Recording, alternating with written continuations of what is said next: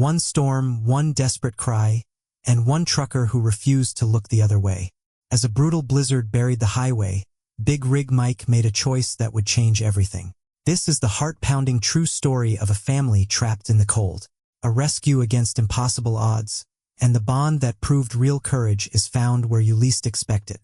Hit like and comment where you're watching from. Your support brings more amazing stories. Now let's begin. The highway stretched like an endless ribbon of white, swallowed by the blizzard. Snowflakes whipped across the windshield of a massive red Kenworth, its headlights slicing through the storm. Inside sat Big Rig Mike, a man of 57 with a weathered face carved by years on the road. His hands, thick and scarred, gripped the wheel with steady confidence.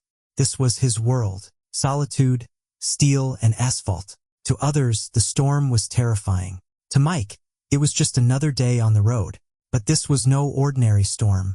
The howling wind screamed against the truck's frame, rattling every bolt, while the sky itself seemed to fall to earth. Visibility shrank until the world beyond the windshield was nothing but shifting shadows of white.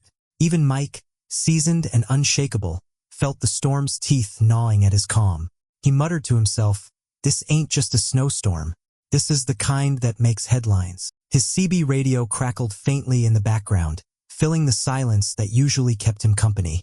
Mike's life had long been one of routine, endless. Highways, greasy diners, truck stops where nobody remembered your name. He liked it that way.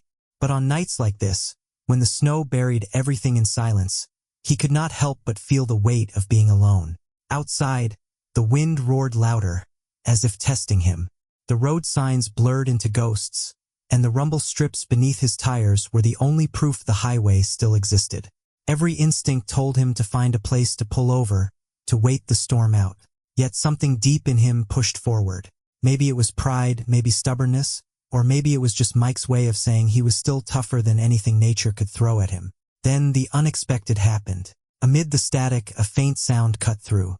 The CB radio sparked to life, a woman's voice trembling with panic. The words were barely audible, torn apart by static. But Mike froze, leaning closer. He caught only fragments. "Kid stuck. Can't please help." His chest tightened. Out here in this merciless blizzard, someone was stranded. Family. Desperate plea hanging in the storm. Mike's grip on the wheel hardened. Alone on this lonely, howling road, he knew one choice would define the night. Keep driving and pretend he never heard, or risk everything to follow that faint cry in the storm. His jaw clenched. He already knew his answer. The radio hissed like a snake, spitting out shards of words. Mike leaned closer, his knuckles tightening on the steering wheel. "Kids freezing can't." The voice cracked, dissolved into static, then returned. "We're stuck. Someone please." The desperation clawed its way through the storm's roar, chilling him deeper than the blizzard itself. For a long moment, Mike said nothing. He stared at the snow-choked road ahead, his wipers slamming back and forth, barely keeping the glass clear. His instincts screamed at him, "Keep driving. You cannot stop in this mess."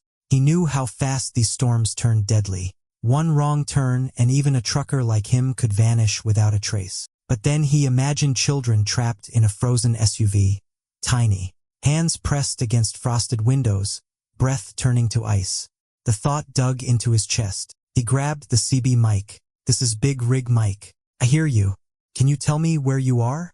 His deep voice filled the cab, steady but urgent. For a moment, only static answered. Then the voice returned clearer this time, trembling with hope. "Oh, thank God. I don't know. We took a wrong exit. We're on a small road. There's trees on both sides. The snow. It's up to the windows. My kids, they're so cold." Mike's mind went into overdrive. There were dozens of small turnoffs along this stretch. But he knew these roads, every bend and every mile marker. He asked quick, pointed questions. "Do you see a sign? Any lights? A guardrail?" The woman's voice cracked. "No lights, nothing, just snow." Then faintly, "There was a green sign a few miles back. It said Pine Hollow." That was enough. Mike's jaw set like stone. He knew Pine Hollow. It was a twisting back road that locals avoided in storms. If they had gone that way, they were buried deep with no chance of another car finding them. He flipped on every auxiliary light his truck had. Beams cutting into the blizzard, His tires chewed through snow, the trailer swaying dangerously behind him. The storm battered his rig like a beast trying to shove him off the road. But Mike pressed forward, heart hammering. He pictured the family huddled in that SUV, praying for a miracle. And in that moment, Mike realized he was that miracle. The road narrowed into a suffocating tunnel of white, the storm swallowing the world whole. Mike's headlights barely pierced the curtain of snow as his rig growled up the incline.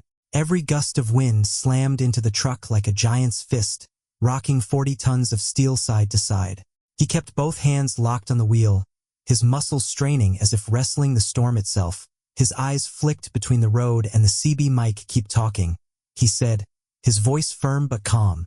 What's your name? The reply crackled through the static. Laura, my kids are 8 and 12. My husband's with us, but we're running out of heat. The words trailed into sobs. Mike could almost feel the cold seeping through their voices, the fear curling around them like the storm outside. Mike's gut twisted. He had been on these roads long enough to know what happened when the engine died in a snow-choked car. Families did not last long, and this storm was no ordinary winter squall. It was a killer. He pressed harder on the accelerator, the tires biting into drifts. Snow exploded around the fenders as if the truck were carving through an avalanche. Twice he nearly jackkniffed, the trailer sliding dangerously sideways before his skill yanked it straight. His heart pounded, but his resolve never wavered. He would not fail them. Finally, through the blur of white, he saw it. A dark hump barely visible on the roadside. He slowed, squinting through the snow. Then his beams caught it. The roof of a black SUV half buried in snow drifts. Its windows frosted over. Like a tomb. Mike braked hard, the truck hissing as it came to a halt. The storm screamed around him, tearing at his jacket as he climbed down. Snow slapped his face, burning like needles, but he pushed forward, boots sinking deep with every step. Reaching the SUV, he wiped at the glass with his sleeve. Inside, for pale faces stared back, eyes wide, breaths fogging against the frozen glass.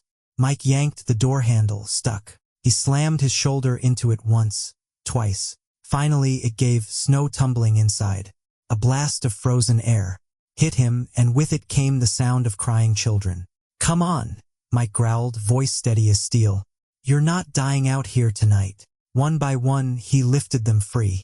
The mother clutching her daughter, the father carrying the boy, all stumbling through drifts toward the towering red truck that loomed like salvation.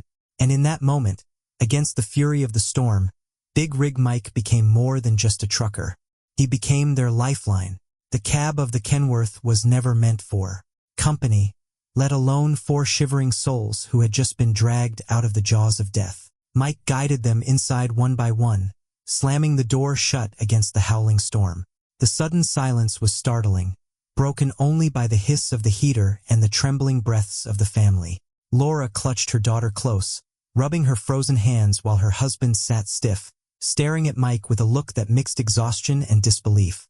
The boy leaned forward, teeth chattering, staring at the dashboard lights like they were fire. Mike reached under his seat and pulled out an old thermos, unscrewing the cap. It's lukewarm, but it'll help. He poured steaming liquid into the cup, handing it first to the mother, who nearly cried at the sight of it. As warmth seeped into their bodies, the tension began to thaw. The silence, heavy at first, turned into whispered thank yous. The father finally spoke, his voice. I don't know how to thank you. My name's Richard. He hesitated, then added quietly. Richard Dalton. Mike paused. The name meant nothing to him, but the way Richard said it, as though it usually carried weight, was telling. A CEO, a man used to commanding boardrooms, now sat helpless in a trucker's passenger seat, humbled by the storm. Name don't matter out here, Mike said simply, eyes on the road. Storm don't care who you are. His words hung in the cab like scripture. Laura smiled faintly, brushing snow from her daughter's hair. The boy finally spoke, his small voice piercing the hum of the engine. Mister, are we going to be okay? Mike glanced into the rearview mirror, meeting the boy's wide, frightened eyes. For the first time all night, his hardened expression softened. You're safe now, kid. Long as this truck's rolling, nothing's going to touch you, when others would not. And as dawn broke over the snow-buried town, Big Rig Mike returned to his truck. The road called him as it always had. Yet for the first time in years, he carried more than just freight. He carried the weight of gratitude, the memory of a family saved, and the knowledge that sometimes the smallest act of courage could echo louder than the fiercest storm.